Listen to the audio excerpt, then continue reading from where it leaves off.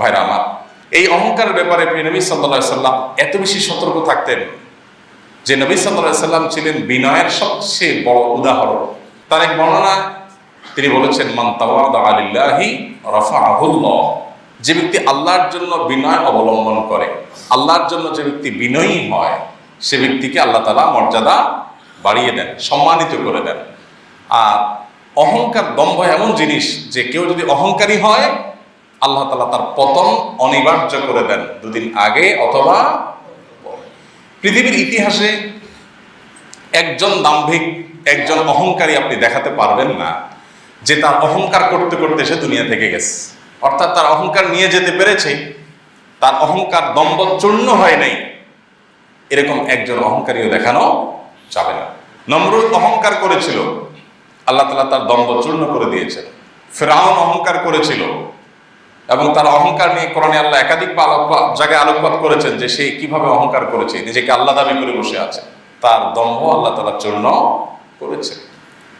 আবু জাহাল, আবু লাহাব এরা অহংকার করেছে। আবু জাহাল তো এমন অহংকার করছে যে বদরের যুদ্ধে যখন আবু জাহালকে যখন হত্যা করা হয়, মক্কার মুশরিকদের পক্ষ হয়ে যখন যুদ্ধ করতে আসে মুসলমানদের সাথে, আল্লাহ রাব্বুল আলামিন আবু জাহালের মতো দাম্ভিক, অহংকারী, এরকম একজন নিজের নেতৃত্বের, কর্তৃত্বের, শ্রেষ্ঠত্বের যে অহংকার, এটাতে যে ব্যক্তি অন্ধ ছিল, আল্লাহ তাআলা তাকে হত্যা করিয়েছেন দুইজন কিশোরের হাতে, বড় কোনো ব্যক্তির হাতেও না।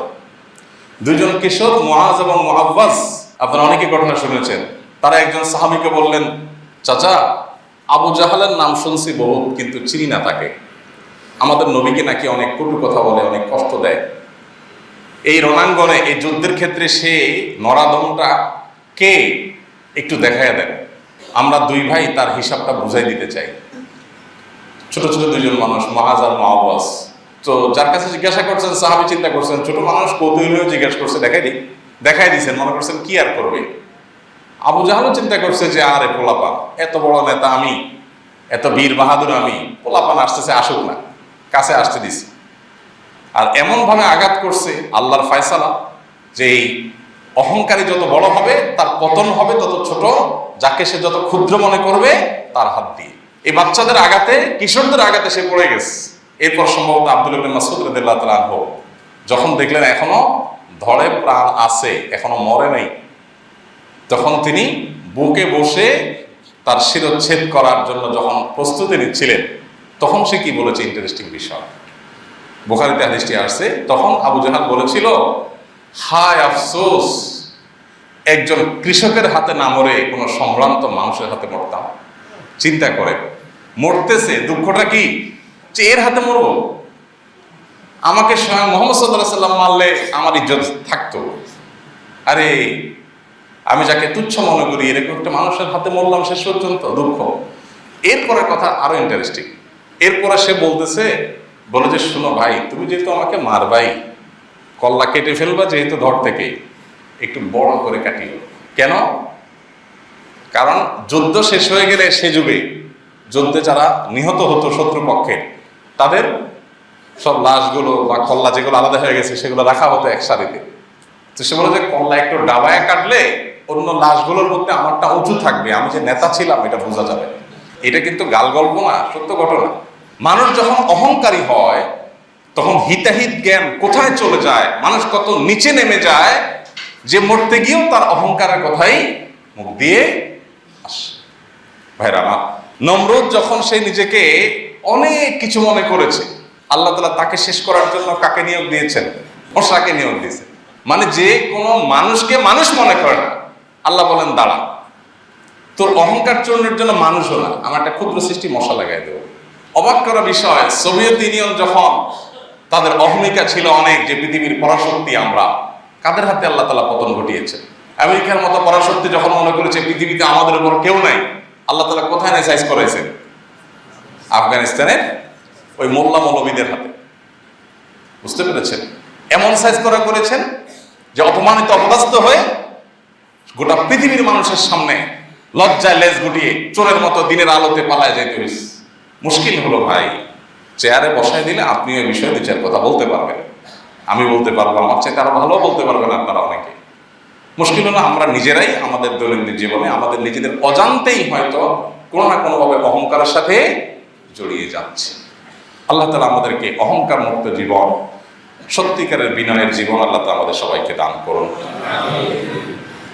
অহংকারী মানুষের নগদ যে শাস্তিগুলো থাকে এর ভিতরে প্রথম এবং প্রধান হলো তার দম্ভ, তার অহংকারকে আল্লাহ তাআলা চূর্ণ বিচূর্ণ করে, লাঞ্ছিত অপমান করে, তারপরে তার মাথাকে নত করে আল্লাহ তাআলা ছেড়ে দেন। প্রথমে ছাড় দেন আল্লাহ। আল্লাহ বলেছেন ওয়ামলি লাহুম ইন্না কাইদি মাতিন, আমি ছাড় দিয়ে রাখি। অহংকার করো করো করো করো করতে করতে যখন সীমানা ছাড়িয়ে চলে যাও, অনেকে উপরে ওঠে। একজনকে ধরেন ছাদ থেকে ফেলে দেওয়া হবে, এখন সে যদি উপরে ওঠার সময় চিন্তা করে আমি আরেকতলা উঠলাম আরেকতলা উঠলাম, অহংকারী হতে থাকে, তাহলে এইটা যেরকম তার নিজের পতনের কারণ। সে বুঝতে পারছে না যে যত উপরে উঠবে তত উপর থেকে ফেললে তার অবস্থা তত বেশি খারাপ হবে। আল্লাহ তাআলা অনেককে এরকম ছাড় দেন, 2 বছর 4 বছর 5 বছর 10 বছর 15 বছর 20 বছর 30 বছর, এক একজনকে এক এক ভাবে। আমরা সাধারণ মানুষ, আমরা অনেক সময় ধৈর্য হারিয়ে ফেলি। কি ব্যাপার? আল্লাহ না কোরআনে বলছেন আল্লাহ মাজলুমদের সাথে, আল্লাহ কোরআন হাদিসে না বলা আছে যে জালেমদের পরিণতি হবে, আল্লাহ লানত জালেমদের প্রতি হয়। কই এই ফেরাউন, জালেম, অত্যাচারী, এদের তো কোনো বিহিত টিহিত হইতে দেখি না, আমাদের মনটা ছোট হয়ে যায়।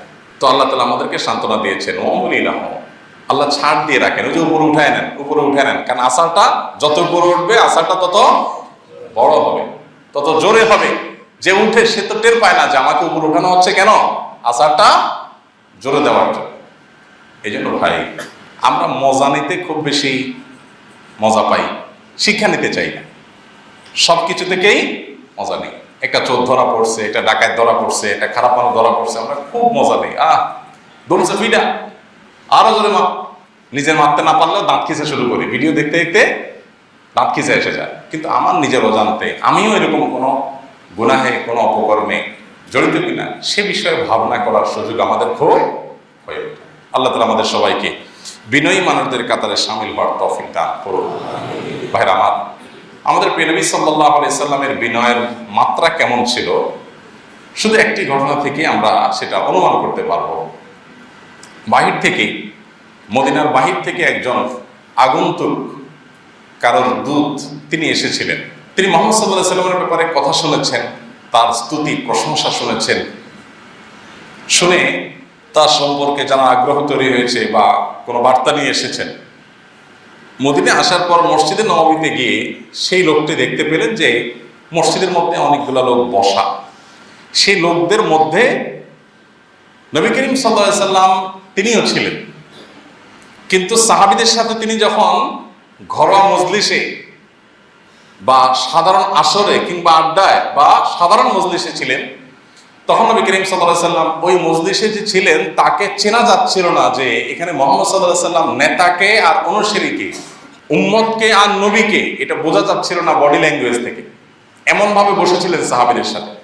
তো বাহির থেকে আসা আগন্তুক লোকটা জিজ্ঞেস করলো, মান ফিকুম মুহাম্মদ, তোমাদের মধ্যে মুহাম্মদ লোকটা কে? তখন সবাই বললো যে উনি। এবার আমরা একটু চিন্তা করি, কল্পনা করি, একজন নেতা, হাজার হাজার লক্ষ লক্ষ তার অনুসারী, তিনি যদি কিছু মানুষের সাথে বসে থাকেন তাহলে তার বডি ল্যাঙ্গুয়েজ, তার পোশাক আশাক, তার স্টাইল, তার হাবভাব, তার মুডমাট, এগুলো দেখলে দূর থেকে আসা অচেনা মানুষেরও কি বুঝতে কষ্ট হওয়ার কথা যে কে নেতা আর কে অনুসারী? কি বলেন? আমাদের নেতারা যখন রাস্তা দিয়ে হাঁটে, সাথে মনে করেন অনুসারী 10, 20, 30, 50 যাই থাকে, এখানে নেতাকে এটা কি কারো জিজ্ঞেস করার দরকার হবে? কেন দরকার হবে না? কারণ নেতার জামাটা কড়কড়া বেশি থাকবে, নেতার শরীরটা অনেক তুলতুলা থাকবে, নেতার চলাফেরার মোড অন্যরকম হবে। একটা ছোট বাচ্চা মানুষের বুঝতে কষ্ট হবে না যে এটা নেতা আর এটা অনুসারী, এটা নেতা, ওটা পাতি নেতা, ওটা চামচা, এটা বুঝতে কোনো অসুবিধা হবে? কোনো অসুবিধা হবে না।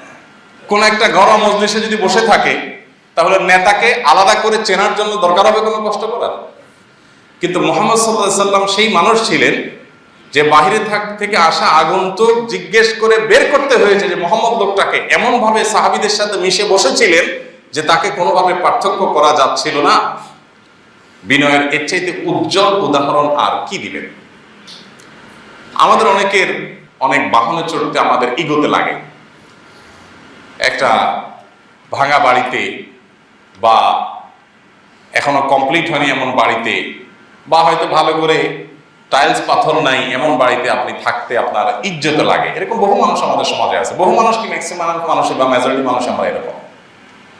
নবী করিম সাল্লাল্লাহু আলাইহি সাল্লাম ঘোড়ায় চড়তে কখনো তার যেরকম অসুবিধা হতো না, আবার উঠে চড়তে যেরকম অসুবিধা হতো না, একইভাবে গাধায় চড়তেও তার কখনো অসুবিধা হতো না। তিনি তিনও বাহনে চড়তেন।